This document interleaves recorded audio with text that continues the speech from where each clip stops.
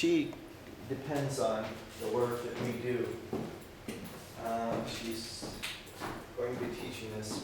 So, the third of the three genesis of identity life sentences. The first of the cell walls to be constructed and most fundamental life sentence decisions that became the genesis of identity is the decision that there is something wrong here. We discussed that in the last course. Within this general condition of being human, the genesis of identity includes a second life sentence decision as well, called I don't belong.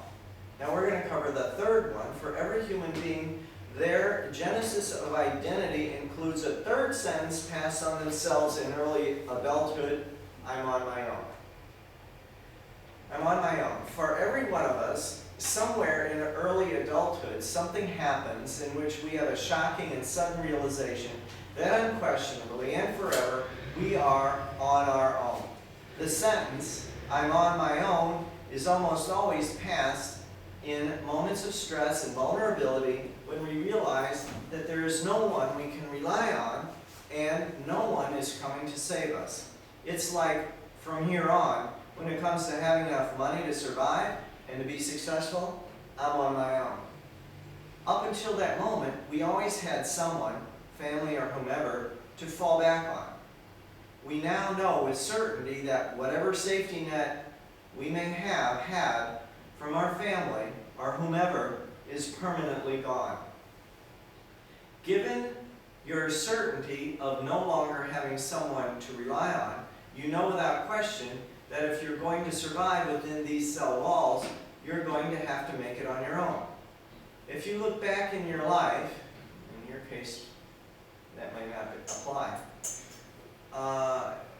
you are likely to recall a time in early adulthood when something happened that was a moment of stress or vulnerability for you when you sentenced yourself and life to I'm on my own. Thereafter, you add your identity, persona, ways of expressing yourself, ways of being and acting, and formulas or strategies for surviving, compensating, in a world in which you're on your own. So here you go. These are all three of them together. And you read this from the bottom up. There's the number one, they call this the X. There's something happens, there's something wrong here, a failure to be enough. Then later on, when you're fitting in with your peer group, there's a Y. Number two, something happens, I don't belong, there's a break in belonging, and you put a strategy together to deal with that. That's a Y. Then there's the Z, number three, something happens, I'm on my own, in the sense that you have to be financially responsible for yourself, and nobody's going to come to your rescue. And they say being on my own is as a burden. And that's your X, Y, and Z, who you wound up being. So anything that we're going to leave that topic right and go to another constraint called Rackets. So is there anything you want to say about that? Any of that?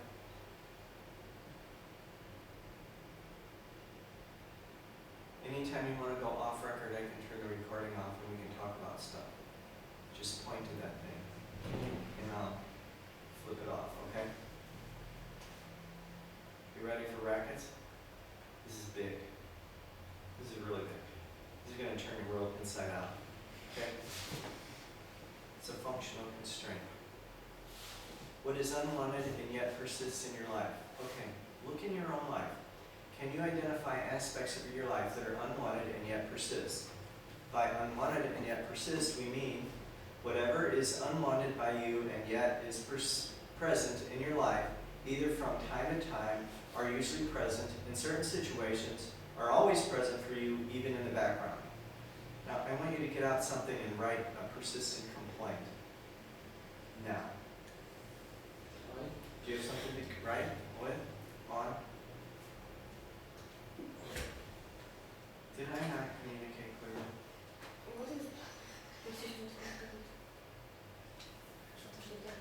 Okay, did you get my email where I requested a collage? Did you get my email where I requested a collage about something recently? Did anybody do that yet? The second collage? Yeah.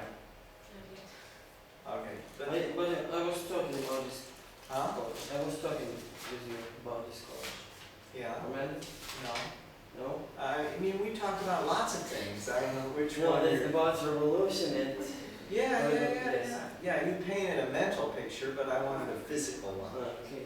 I thought that I don't need to do it now. No, yeah, no, you need to do it. Okay. Okay. So in this collage, you would have something in your life that's unwanted and yet persists. Do you have anything to write with? I will think. What? I will think about it. What? You will think about it? No, I need you to not think about it. I need you to do it. Right. Can you do it? What is your resistance to this? What? What resistance to this? I don't think about it. I need you to, so something in your life. So this is where the court works. This is where the course works on the court. So something in your life that you don't want, but it keeps happening over and over again. Somebody that annoys you constantly. Or a certain situation that's the same situation annoys you. Do you have something in mind? Yes. You do? Huh? Can you give me a sheet of paper? Do you yes. Sheet.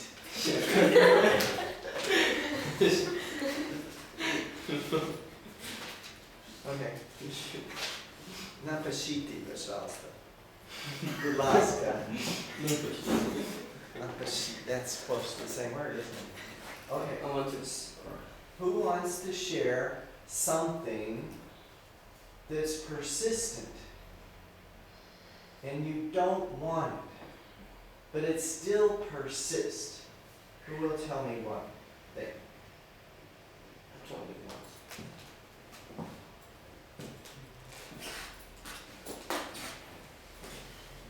You have one? I need to repeat the same, which I just. Yeah, I don't care. Or get a new It's one. still the same. Well, do you have it written down?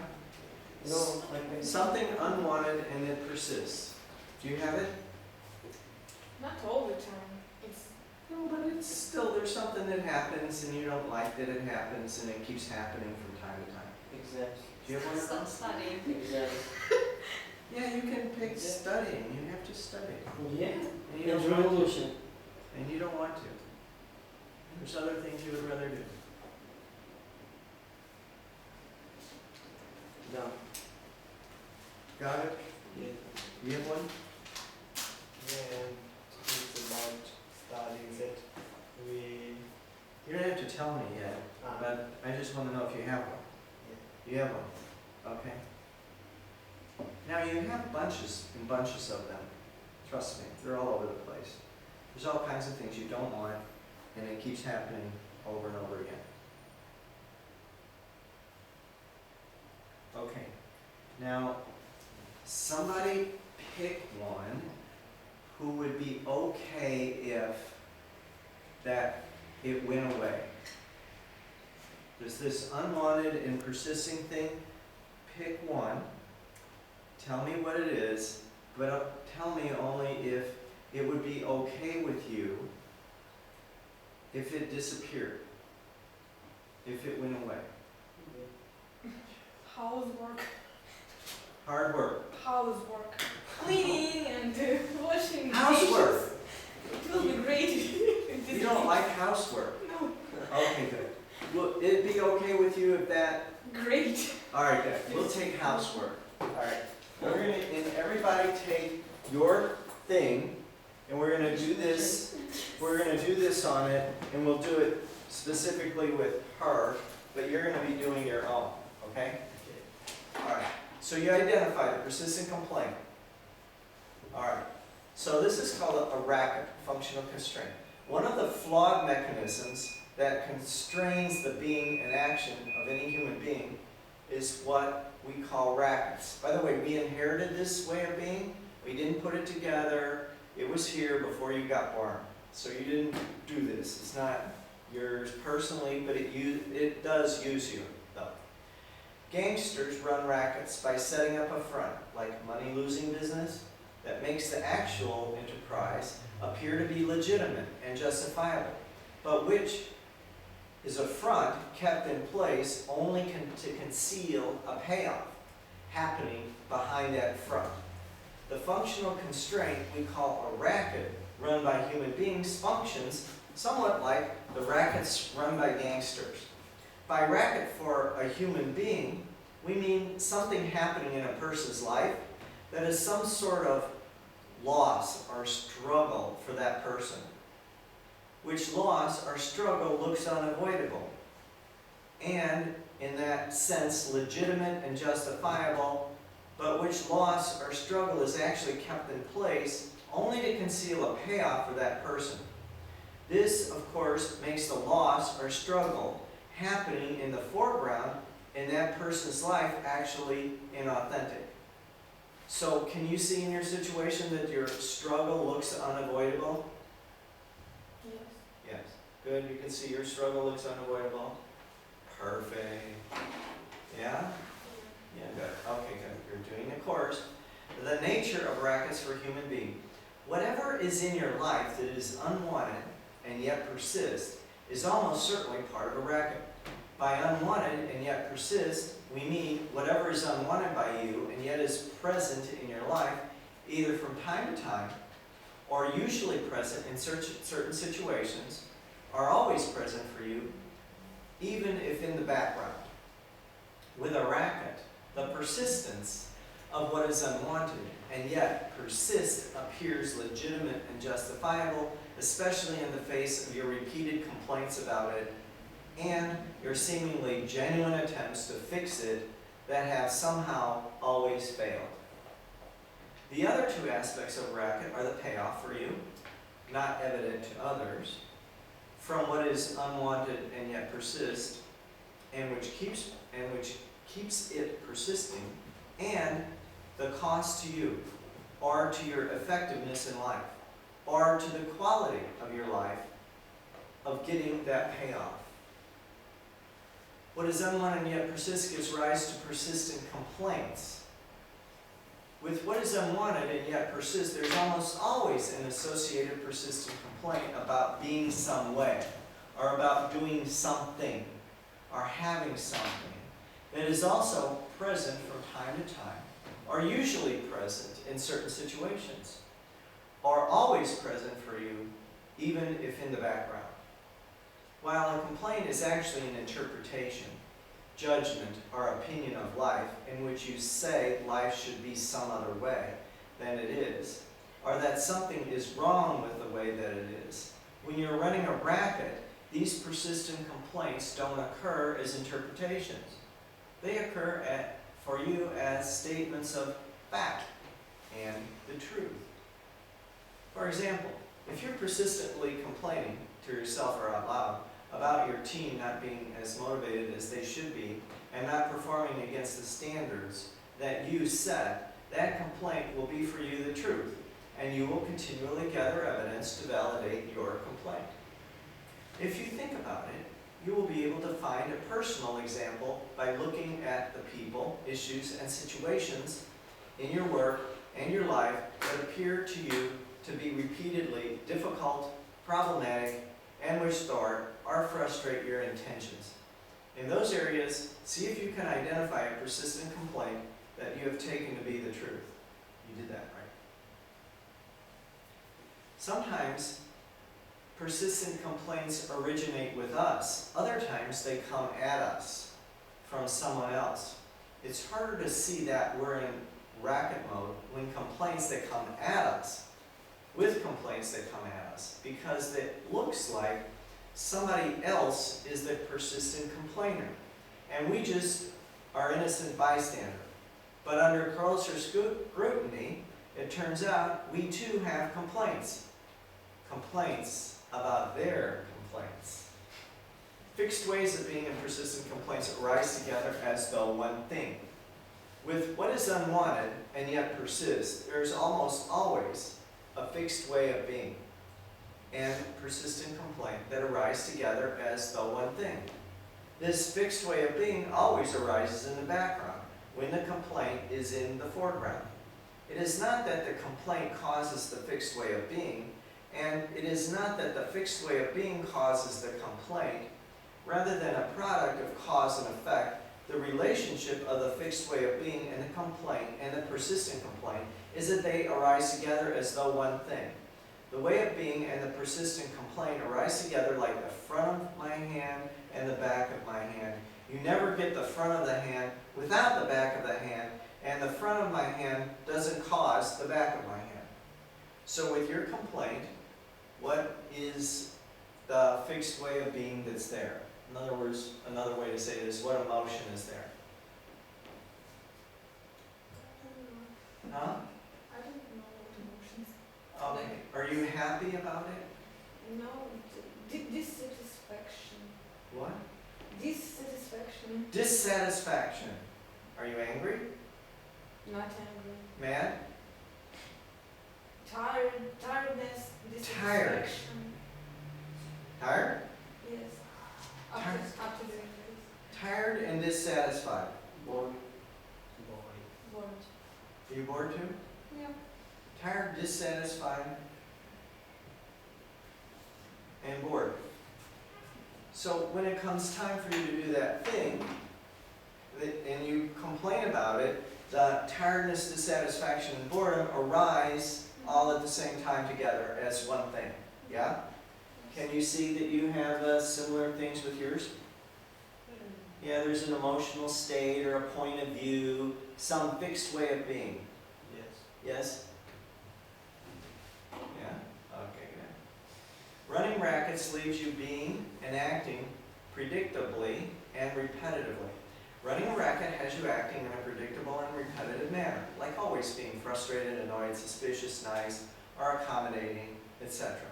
Your fixed way of being and persistent complaint are correlated with, triggered by, the situation you're dealing with occurring as threatening.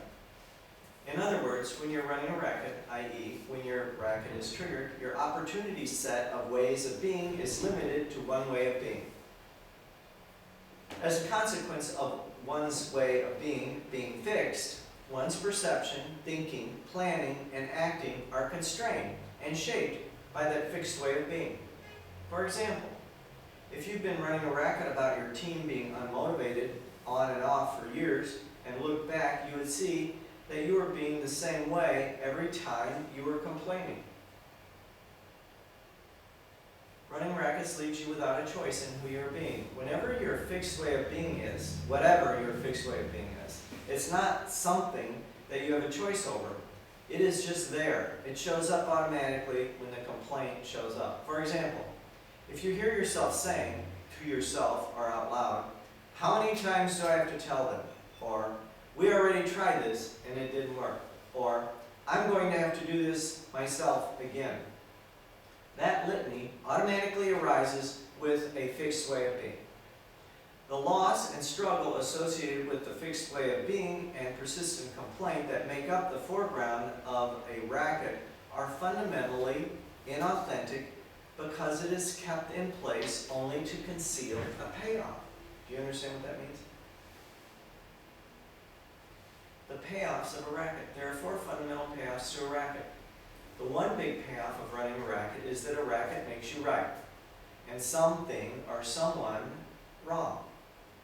Another payoff is that a racket allows you to dominate or avoid domination.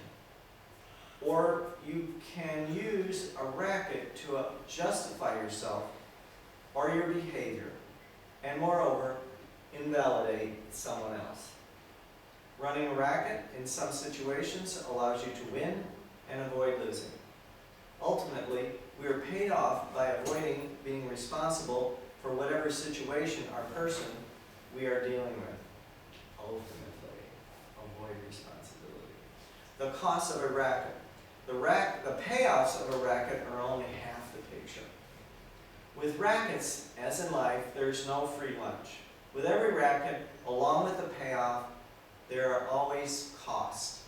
One significant cost of running rackets is in your relationship with people and with groups you are running your racket on. To run rackets, people will forfeit affinity with others. Affinity is the scale from liking to loving. Running rackets are also expensive when it comes to one's vitality and passion.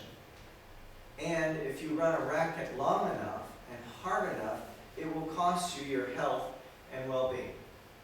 Another area in life in which we pay a significant cost when we run a racket is our self-expression. In being free to express ourselves in conversation, behavior, and to give ourselves fully to whatever we are dealing with. Lastly, running rackets can cost us our satisfaction and fulfillment. Rackets cost you the ability to be a leader. Ultimately, the costs of running your rackets are directly related to your freedom to be. As a consequence, one's perception, thinking, planning, and acting are constrained and shaped. Being a leader and the effective exercise of leadership require a mastery of rackets, one's own rackets, and the rackets run by others. Rackets are triggered by threats, real or imagined. Rackets are triggered by real or perceived imagined threats to something you identify with. It may be a threat to looking good, or at least avoiding looking bad, with which one identifies and can therefore be threatened. Or a racket can be triggered by a threat to something one identifies with being right about, or at least not being wrong about. Rackets may also be triggered by threats to being right, or at least not being wrong about the way one is, or with a threat to being dominating, or at least not being dominated, with which one identifies and therefore can be threatened. Again, rackets are not bad. When life occurs as threatening, you've got your racket to handle it, and when your racket is undistinguished, it runs you. So when you have to do homework, can you identify what the threat is? Housework, rather. Can you identify the threat? There's no threat. Yeah, would you rather be out hanging out with your friends? Yes. So it's a threat to your being related to your friends, yeah? Or doing something else. Uh-huh. Doing something else. What? For example, reading some Huh? interesting books, reading, watching films, or whatever. Oh, you will have this time. The strength is the time that is lacking for some other things, yes? Or what? Well, in your example, what's the threat? There's a real or perceived threat. She's threatened somehow by having to do housework. It could be she just doesn't want to be dominated by the parents. But I would guess it would be takes away from your freedom to hang out with your friends. Yeah. Yeah. Is that the biggest threat? No, it's just I don't like to do it. Even if I do nothing, it's better than doing housework. Right. Somehow that's a threat. You're made to do something you don't want to do. Yeah. Yeah. So that's a threat. So, can you identify how you're threatened by yours?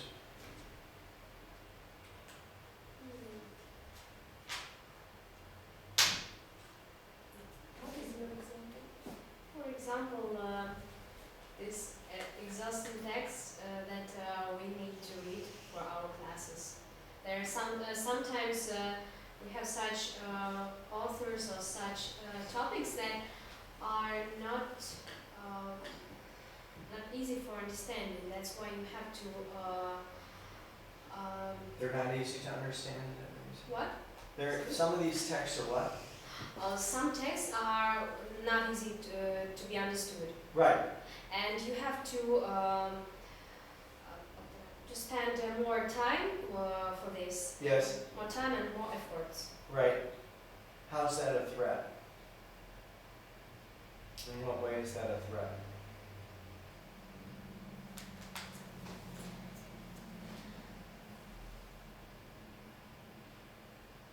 Does it threaten the time that you need to study other things? Does it threaten the time that you would like to spend with your friends or family?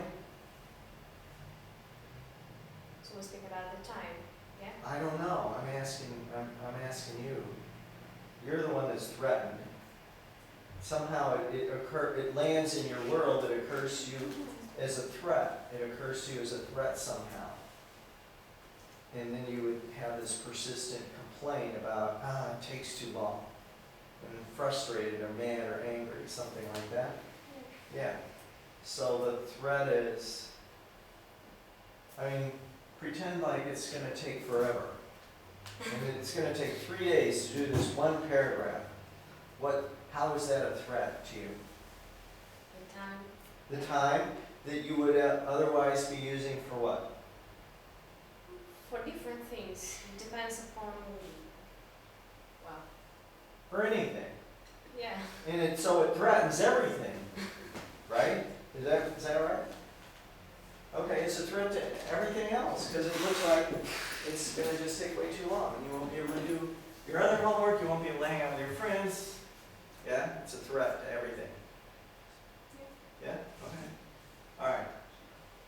So here's a racket. What's unwanted and persists? A racket is a reaction to a threat. Do you guys have your threat? Yeah. Yeah? Do you have your threat? Yes. Yeah, okay. I think. You have to go like this or like this. No, I was thinking. Oh, okay. So here's the payoff. So somehow you're right and avoid being wrong, dominate, avoid domination, win, avoid losing, justify yourself and validate others. So you don't have to be responsible for something. And here's the cost. Affinity, love, vitality, well-being, self-expression, satisfaction, fulfillment, which comes under the category of aliveness. So, can you see what you don't have to be responsible for? Which one of these are more real when your racket is working?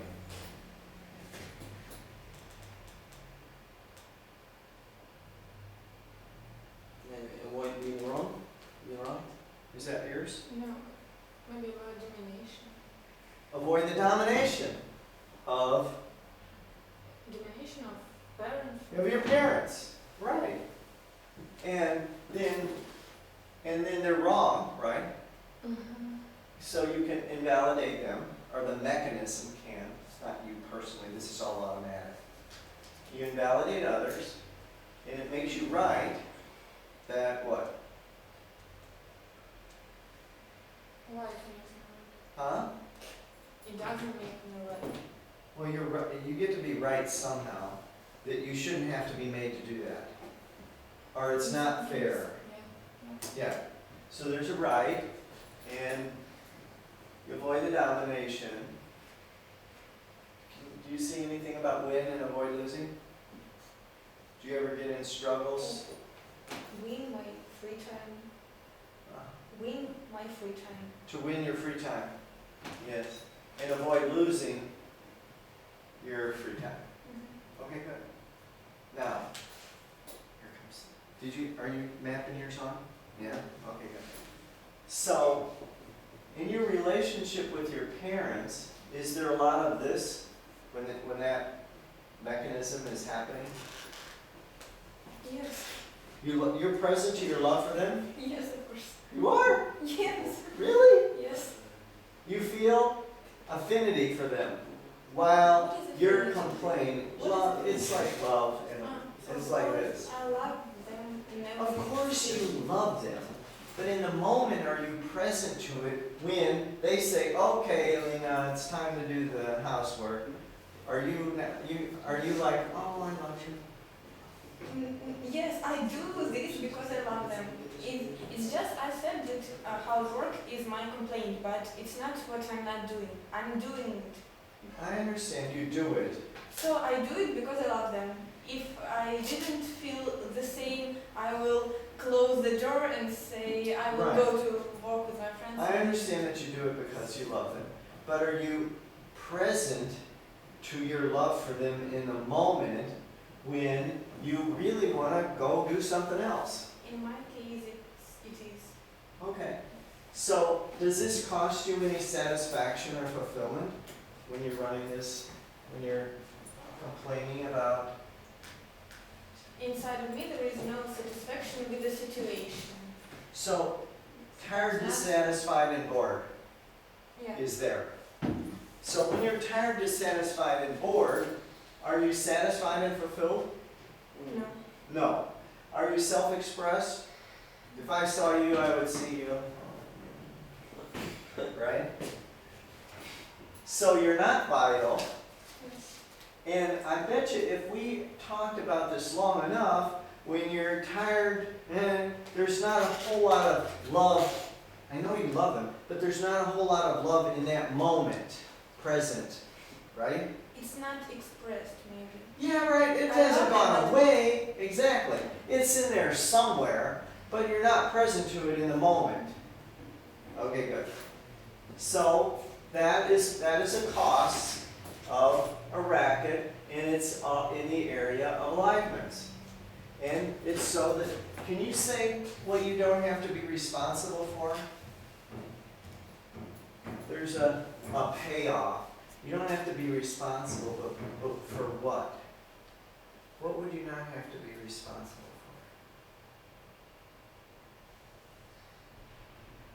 for? This is really tricky and difficult to see.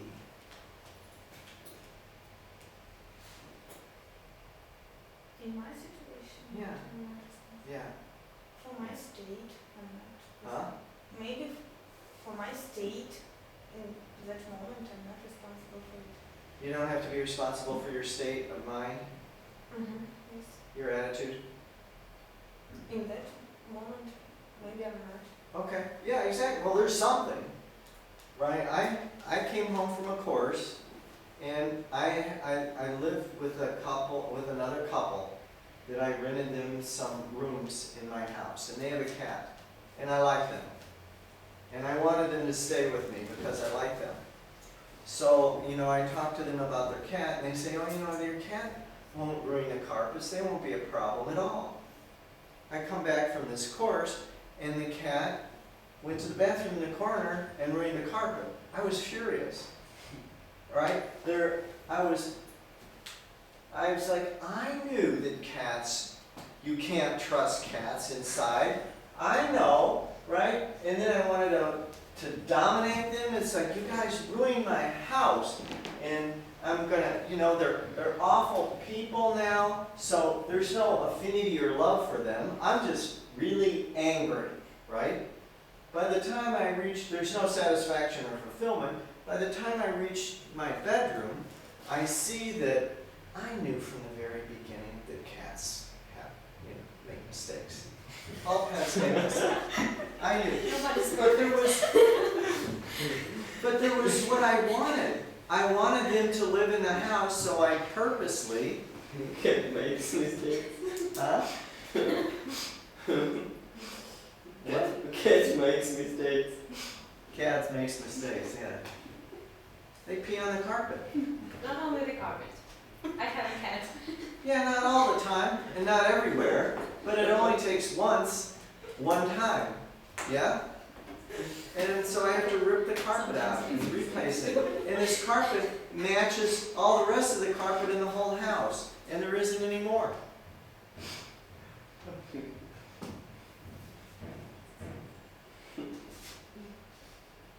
So that was a racket. I knew that it would be a problem, but there was what I wanted.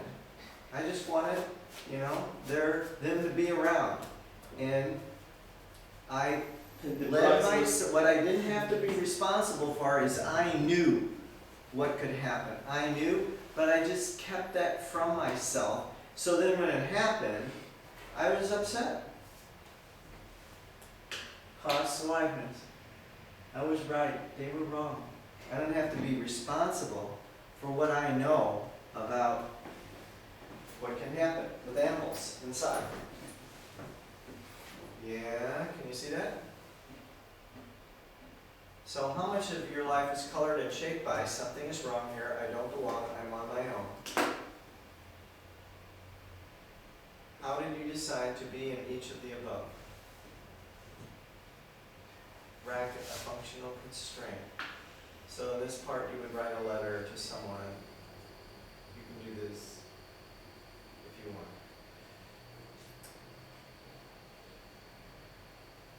So anything else, so what else about this? Somebody talk to me about this and what you're seeing for yourself.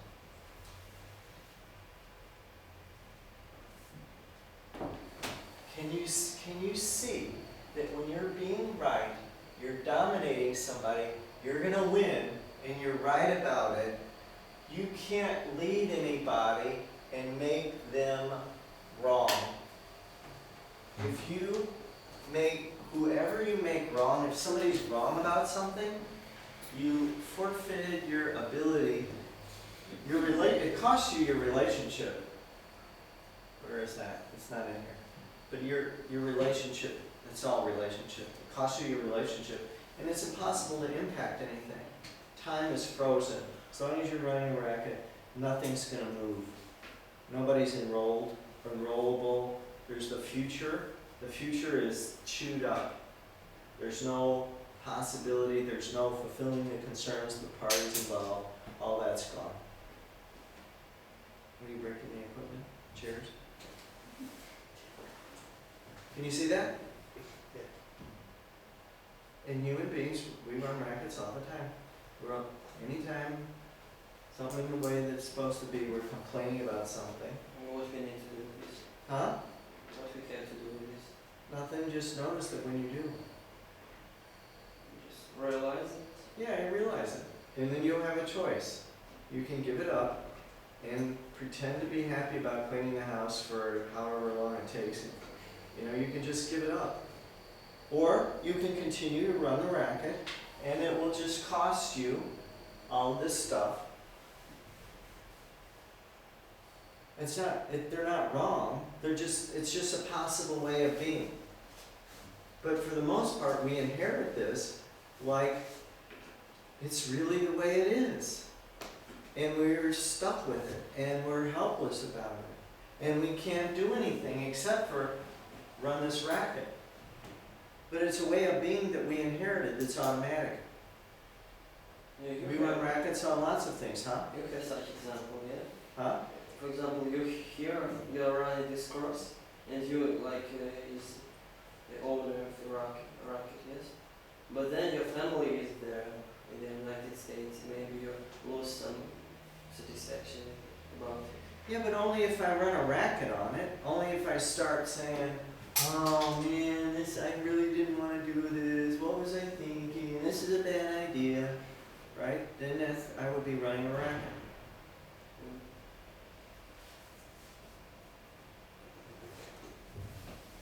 It's like a proverb, when life gives you a lemon, make a lemonade. Yeah, kind of like that. I mean, you could complain that it's a lemon, and lemons are tart, and they're no good, and complain about it, and be upset about it. That would be running a racket on a lemon being a lemon. But like you say, if you take the lemon, you add some honey to it, and stir it up with some ice water, there's no racket. What else? What are you seeing about anything else?